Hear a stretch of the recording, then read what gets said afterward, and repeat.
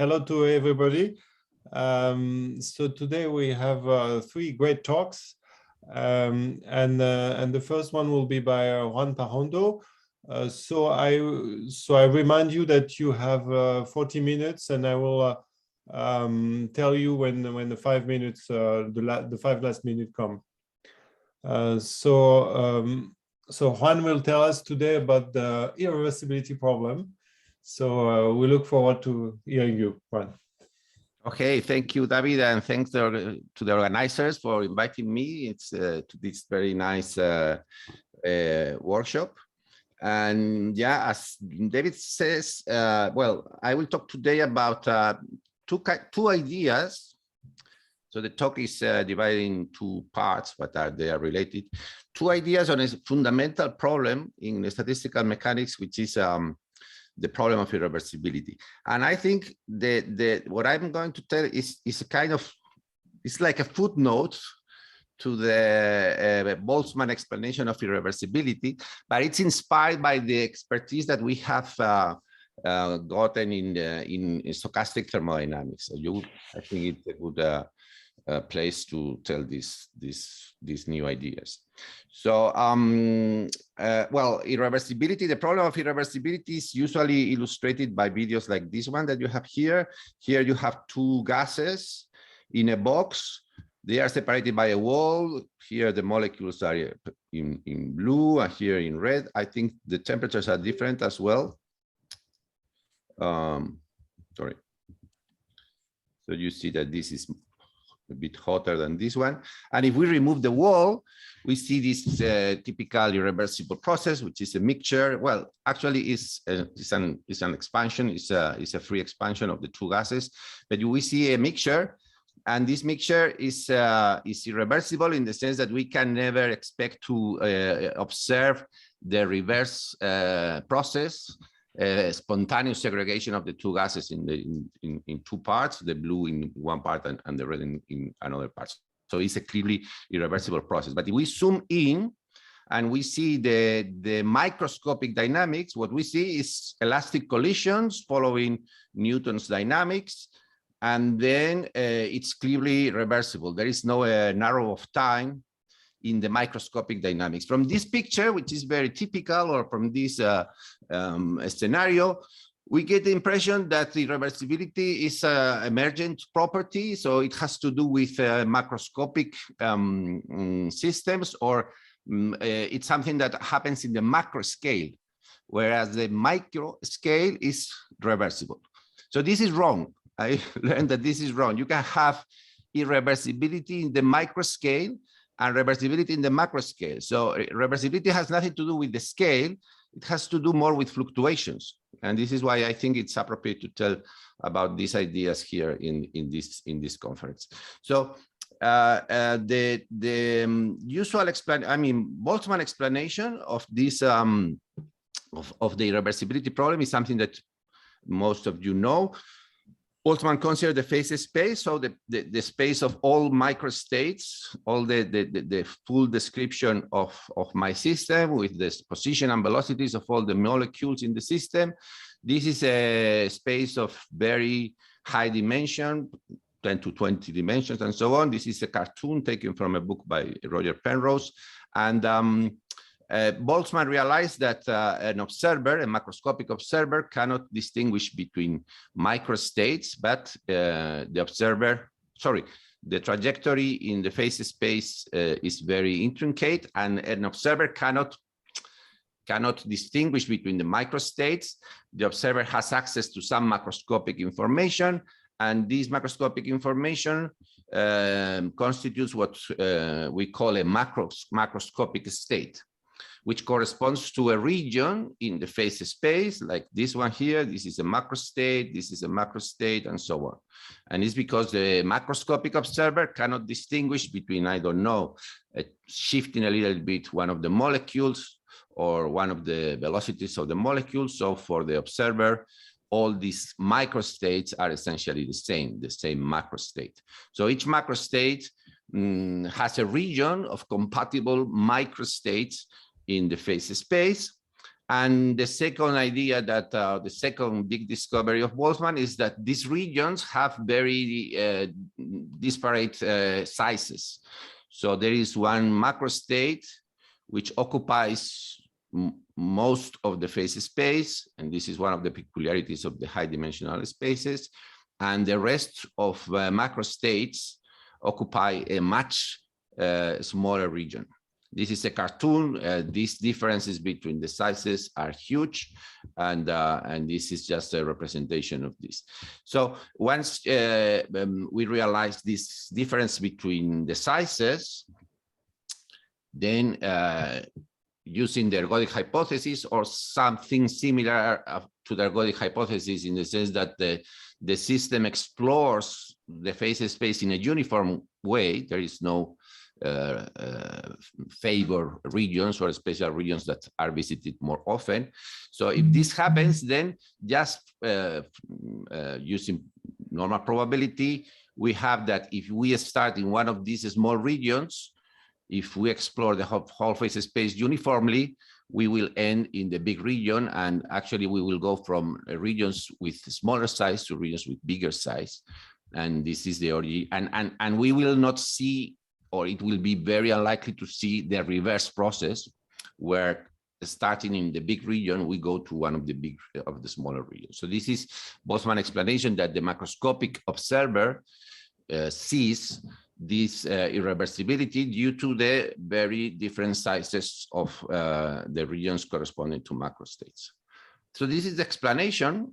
Not everybody liked it, or well, we know these objections by Zermelo and Loschmidt, but even people like Prigogine always thought that you need some irreversibility even in the microscopic regime.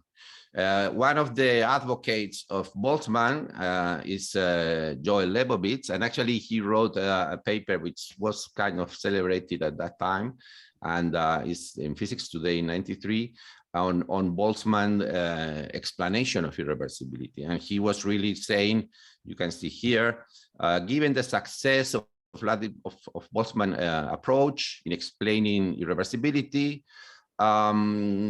it is quite surprising that there is still so much confusion about the problem. So he was claiming that people who criticize or who have some doubts about Boltzmann explanation were simply, they didn't understand fully Boltzmann idea. So he says that all claims of inconsistencies that I know are, in my opinion, wrong.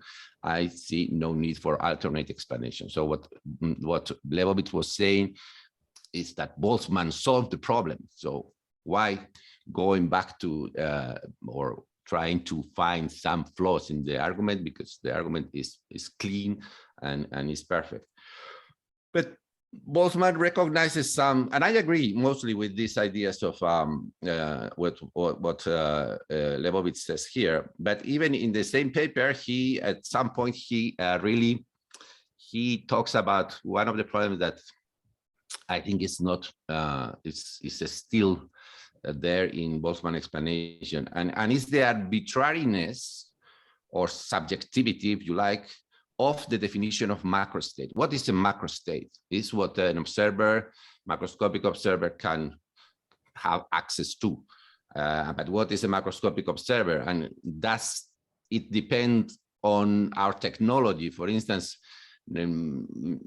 if maybe we can only measure the density of a gas, but now with techniques of laser dispersion, we can measure the local density of a gas. And maybe if we increase the resolution of these measurements down to a nanometer, we can even see if one molecule is in a region or not. So especially what is the crossover between microstates and macrostates? This is what I think Lebowitz says, that this problem, this need not concerns us too much, but I must say that it has concerned me for many for many years, and I find Boltzmann explanation very, of course, a great achievement, but really the subjectivity or observer dependency of the definition of macrostate is something that I think it should be clarified somehow. So the problem is if we can define macrostates in an objective way, and then have a complete objective explanation of irreversibility, and this is what I'm going to address in Juan? Yeah. So here is the thing, the scale is coming up, no? The importance of scale, at which scale we are observing the system. Of course, you will see. But actually the solution, so what I will show, the talk has two parts. The first one is the objective reformulation of Boltzmann explanation. And the idea is very simple, and actually it's implicit in many textbooks. So I'm not telling you anything really new, but it is the interpretation of, you will see that it is trying to incorporate fluctuations and what is the basic of stochastic thermodynamics to this Boltzmann explanation. But you will see in a moment. And the second part is about, so we will reformulate Boltzmann explanation based on observables and not on macrostates. So we will forget about macrostates, although, or if you want, we will define macrostates via or through observables. And then in the second part, I will address another problem, which is for an irreversible process, you need an initial condition which is very far from the equilibrium values or the typical values, and these are, I call them giant fluctuations, and I will show you a mechanism to generate these giant fluctuations. So these are the two parts, and let's go to the first one. Let me recall the Boltzmann explanation of irreversibility. I have explained it before, but he even went farther, and he could relate the thermodynamic entropy of a macrostate with the size of these regions in the famous formula, which is in Boltzmann grade. This is that the entropy is k log of the number of compatible macrostates or the volume. I will not. Well, I will focus on classical systems, and yeah, I will focus on classical systems, and this W is the volume of the region of microstates compatible with this macrostate.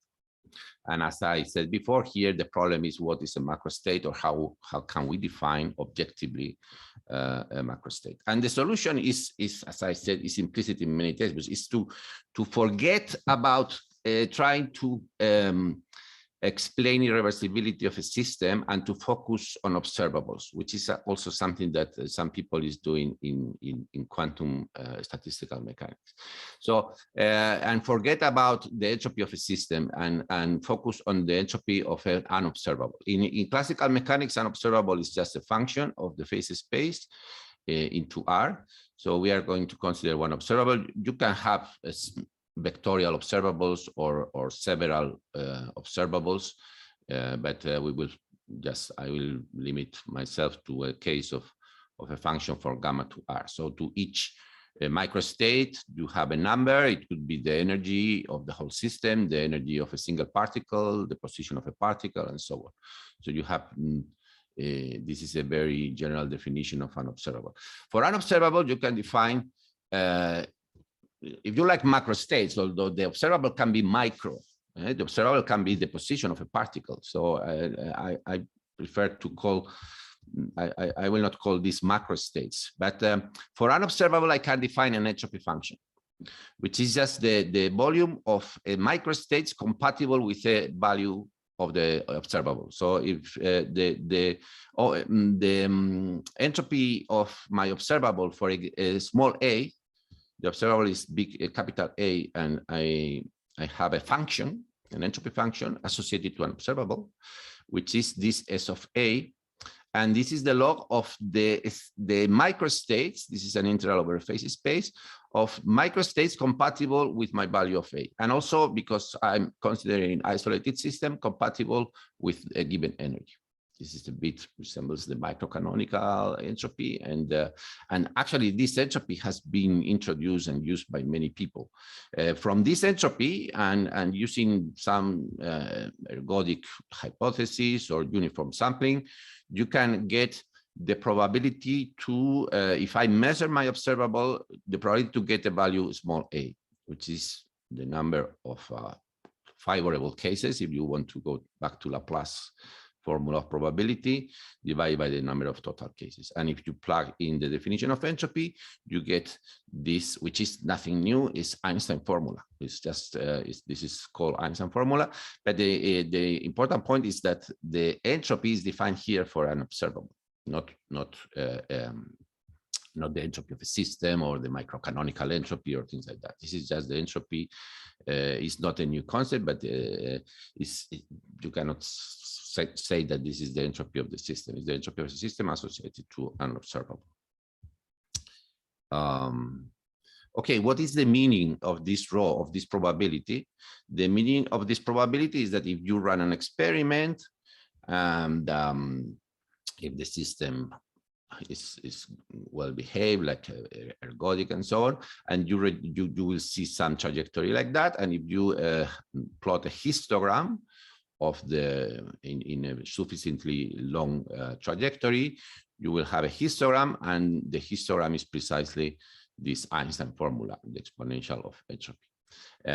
This histogram will have a peak, or will be peak around some value, and this value is the value that maximizes the probability, the most likely value, and it's the value that maximizes the entropy.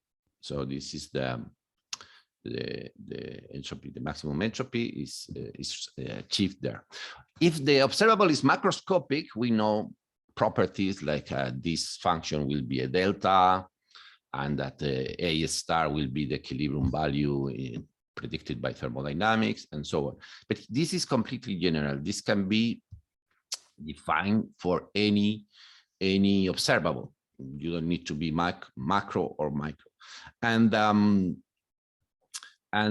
So the idea is so simple. It's just to realize that if your initial condition is very far from the support of this rho, then immediately you will have an irreversible relaxation to A star or to the vicinity of A star, two values where the rho has a finite probability. The rho takes on a finite value. So the idea is so simple. Instead of trying to explain the reversibility of something abstract like a system and a macro state, is just focus on observables. And now we can have a completely objective definition of irreversibility. An observable exhibits irreversibility if the initial condition has a very low probability. In other words, if the initial condition is very far from A star in units of K, the entropy of the initial condition is very far from A star in units of Boltzmann constant, because this means that the initial condition is very unlikely, that you will never see this in a spontaneous fluctuation. And this is the idea. This is fully objective. So you have some observables. I will show you some examples. Some observables will exhibit irreversibility, some others will not. But it's completely objective. So there is no, this does not depend on the observer. It's a property that certain observables will have, certain observables will not have. It's not precise. Of course, irreversibility is not, but this is something that we expected, especially people working on stochastic thermodynamics. We know that irreversibility is not precise. You don't have you cannot say this is irreversible, this is not, because you have fluctuations, and fluctuations mask any relaxation, or you can of course, you will see that you will tell that this is irreversibility, but this can be a big fluctuation as well. So You will have irreversibility if you have a giant fluctuation where the system is really is taking on a value where the probability is 10 to minus 100 or so. And then if this happens, you will have this irreversibility to values where the probability is not zero or not almost zero. So can I ask a question? Yeah, sure. So this definition seems to me to depend on the initial condition. For some initial condition, this might hold, and some another initial condition it will not hold. Yeah, but this is also expected. I mean, irreversibility is something that depends on the initial condition. Of course, if you start in some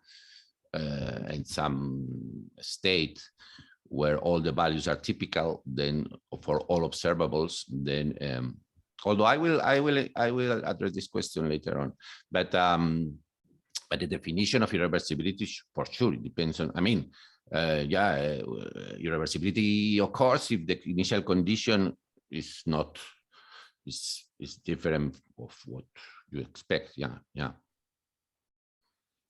Okay, so this is the main idea of my talk. It could be very modest, but for me was a big revelation. And actually, if you explore this idea, if you insist on exploring this idea, you find interesting things. For instance, let me tell you two examples of observables and whether they can exhibit irreversibility or not. The first one is you have a gas, and the first one is the position of a molecule, of a single molecule. So X is the position, the X coordinate of a single molecule. Well, it's very easy to calculate the entropy and to see that the entropy is constant. So the position of a particle can never exhibit irreversibility, never, because this condition is impossible because the entropy is constant.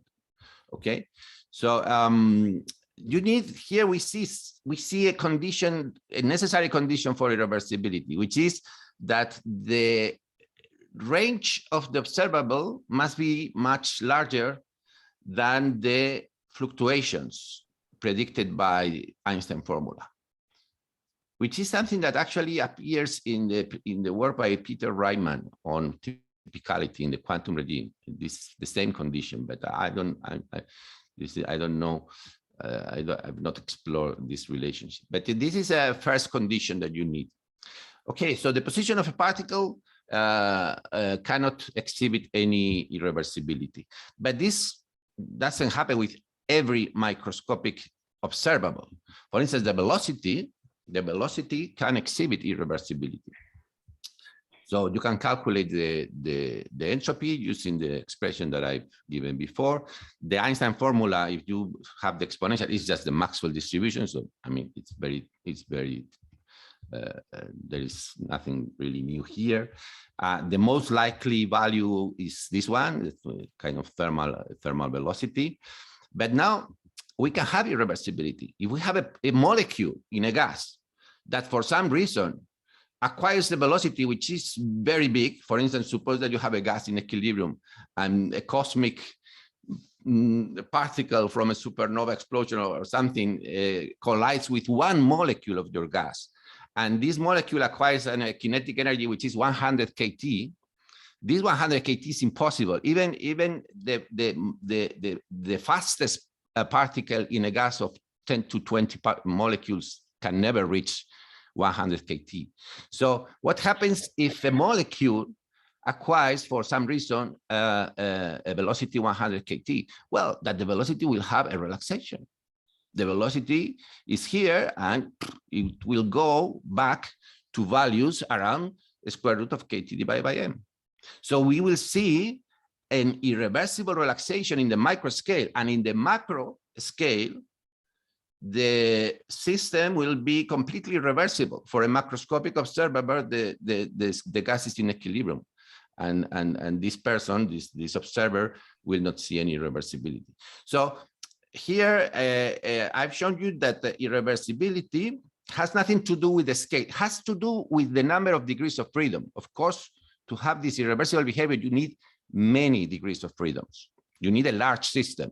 This is, of course, in a small system, you will have periodic orbits and so on. So you need a large system, but it has nothing to do with the scale of the observables. You can have irreversibility in the microscopic observables like the velocity, and reversibility in the macro. Okay, so this is the first thing that we have learned. Let me finish this part with a question that now we have a fully objective definition of irreversibility for an observable. So an observable exhibits irreversibility if it has this, and this has nothing to do with scale. It has to do with fluctuations, with the size of fluctuations actually. And one question is if this can be extended to an objective definition of equilibrium. We could be tempted to say that a microstate is in equilibrium if all observables are reversible, if all observables take on typical values. Let's say, no, if my observable in the microstate X is close to the maximum entropy. This is interesting, but unfortunately, it doesn't work. Because you can always define for a microstate X0, you can define this strange observable that takes on the value 1 if X is equal to X0 and 0 otherwise. And this observable is of course irreversible because the entropy in X0 is 1 and here is is 0 and here is infinity. So I mean, this is interesting. This is an open question that maybe we can use this condition by, if we restrict the set of observables, maybe we can get an objective definition of equilibrium for microstates. This is something that you have to avoid this type of observables some way. So this is something that is I've not addressed yet.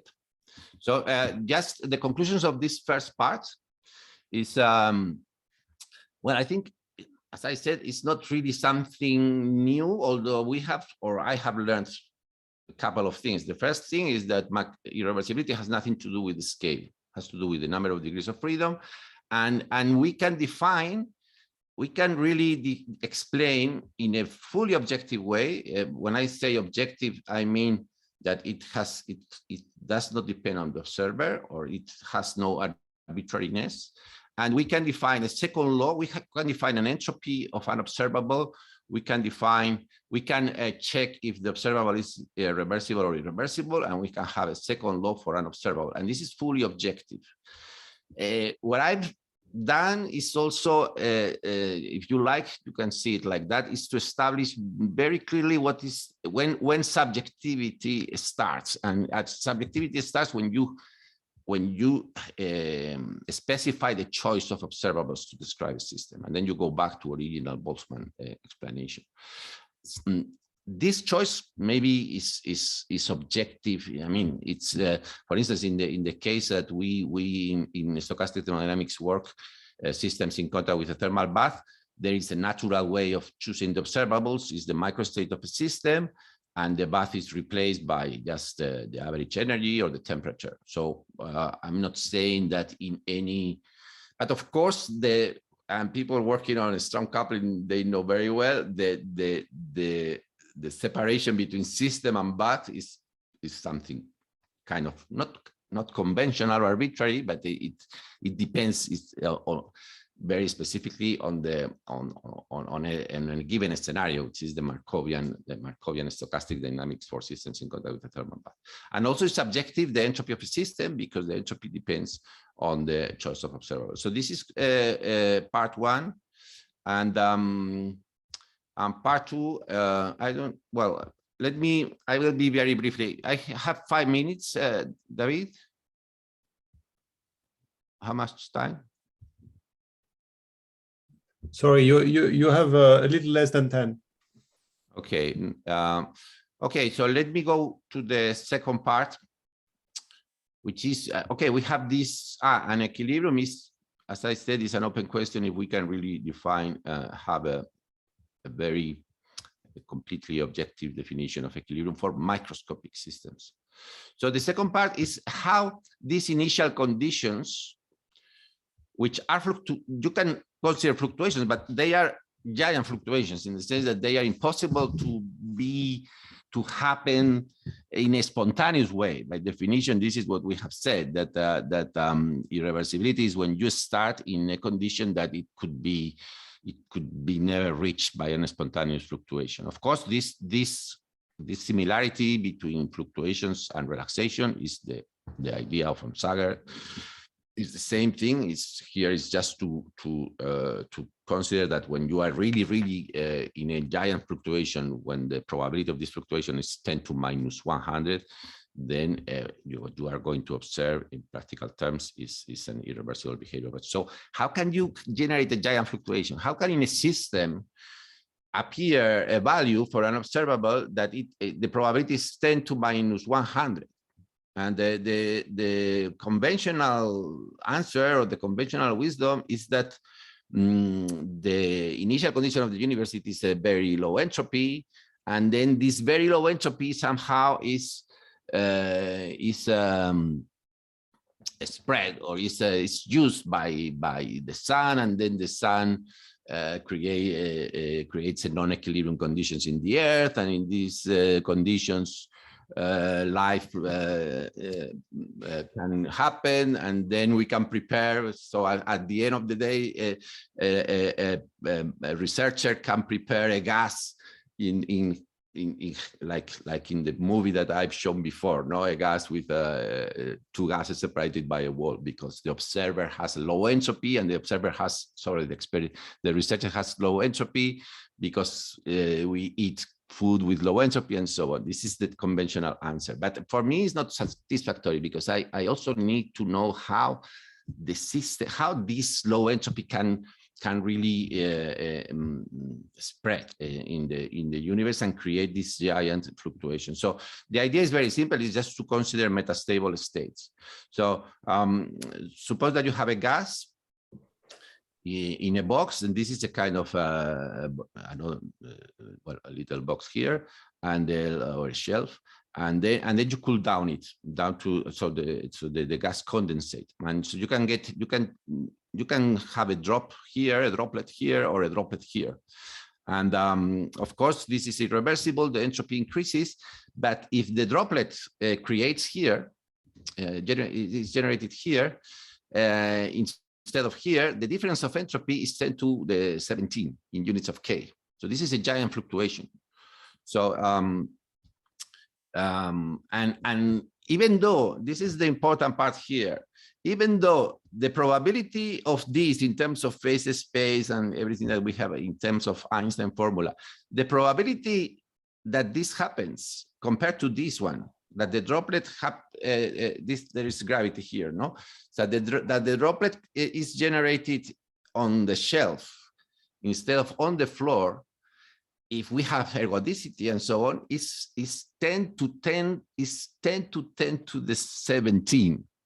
The probability is bigger, is 10 to 17 times bigger to be created here than here. If you look at the system as ergodic, but in reality, we know that the probability is 1/2.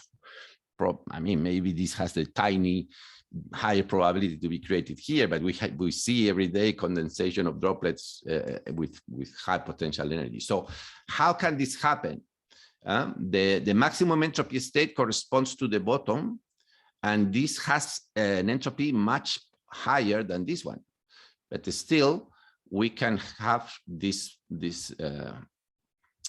Of course, you need a cool down. Here, I just I have a toy model for this, where the cooling down, you get it by an adiabatic expansion. And this toy model has an explanation. This is because the cosmic background cools down because of, and cools down in the universe because of adiabatic expansion. And then instead of aggregation, you can have two wells. And then it's a bit like the same. If you calculate the entropy, if as a function of the position of the particle, the entropy if the particle gets trapped here is much higher than the entropy you get if it gets trapped here. Nevertheless, if you make this expansion and you start to cool down the system, the particle will end in this well with probability almost 1. So we have here the same case. We have that if you think of the phase space as completely uniformly explored, the system will be here all the time. But in reality, along the process, the system will end here. And I think, well, I have a picture of this movie, but you can calculate the entropy. The entropy is the volume of a hypersphere. And so this is the entropy, but this is a kind of cartoon of the phase space. This is a cylinder. Its section is actually a hypersphere. And when you make the expansion, and then you cool down to temperatures which are of the order of these wells, then you start to increase the size of these hyperspheres in such a way that the final state is like that. And even though this is much bigger, because these are hyperspheres, so this volume is much bigger than this one, is 10 to the 10 times bigger than this one. The particle will end here because of a kind of symmetry breaking, and this is possible, or I mean, this is an origin of this giant fluctuation. So this completes the picture. Sorry, I was a bit fast, but this completes the picture of, we have irreversibility for observables that starts with initial conditions which are giant fluctuations, and with this idea of metastable states, we have an explanation as well of the origin of these giant fluctuations. And these are two things that for me have been important to complete a complete picture of irreversibility, and is what I wanted to share with you. So thank you very much. Thank you. Beautiful. Oh. So we have 5 more minutes for questions. Yeah, Udo, go ahead. Yes, Juan, a very nice talk. Concerning the first part, I mean, I agree with your reservations about definition of unclear definition of macrostate. I also had these concerns. I agree with everything you said, but I didn't understand on your last slide in the summary. You said you have now a second law for the observable. Yeah, so, this is very simple. If once you define, you can define the entropy of the observable, no? Yeah. Okay. And then what you can infer from this is that if you start with if you start with an entropy which is very low compared to the maximum, you will go to, your entropy will increase. Of course, it's a second law. Maybe I was not very precise here. It's a second law. This bigger or equal is up to fluctuations. Everything is up to fluctuations. Yeah. Okay. So everything is masked by fluctuations. But this is something unavoidable. We know that irreversibility is masked by fluctuations. So we cannot expect to find a second law as well. We know the second law is Crookes, Jarzynski, and so on. We know that we have fluctuation theorems for delta S. But so this is not very precise here. But we have a second law in the sense that if the initial condition is very far from this maximum, here we go. Yeah. Thanks. Thank you.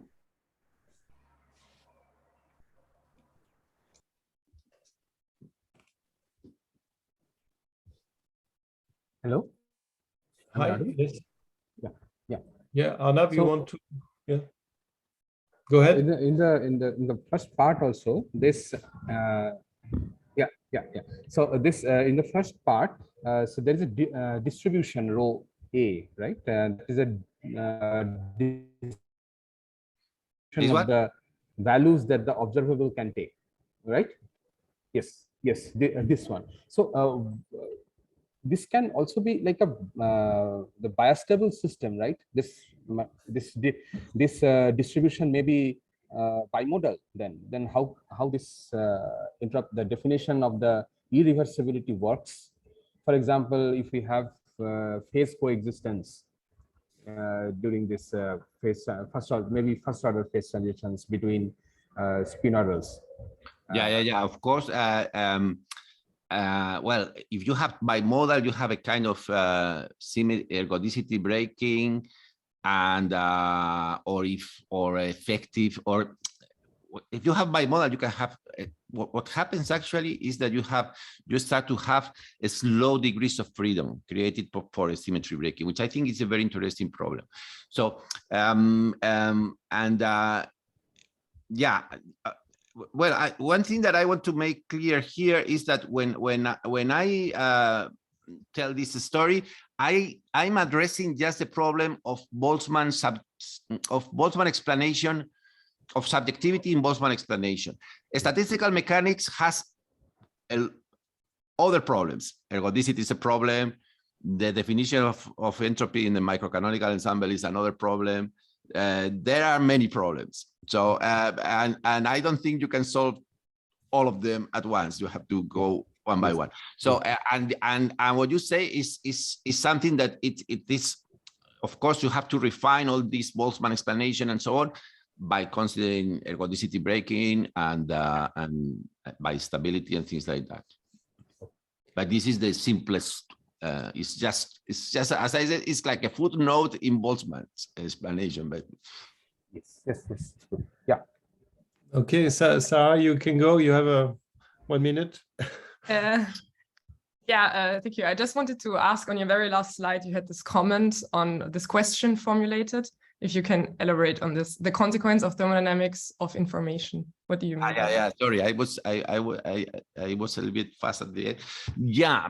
Well, this is something that I have insisted in different papers and so on. That for me, information. When we talk about information. For me, information means long time states. States with long lifetime, and the separation of time scales. So I think when you have information devices, is because you have stable states. You can make jumps between a register in a memory between 0 and 1, but they are stable. So we go back to this by stable systems that Arnab said. So and I think that this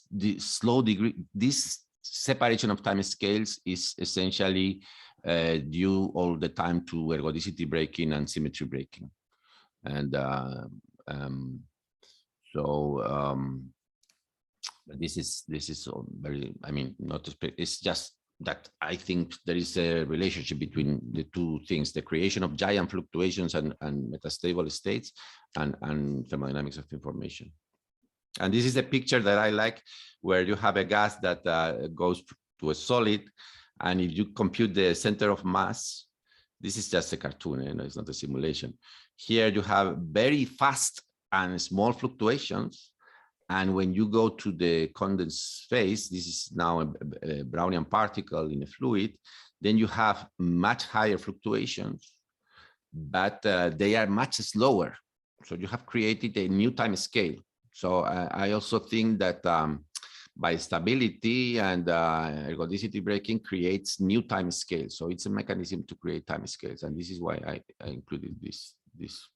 Okay, so clearly we could go on with this these questions, but if we want to stick to the time schedule, then we should probably end there. So thanks again, Juan, for this this great talk.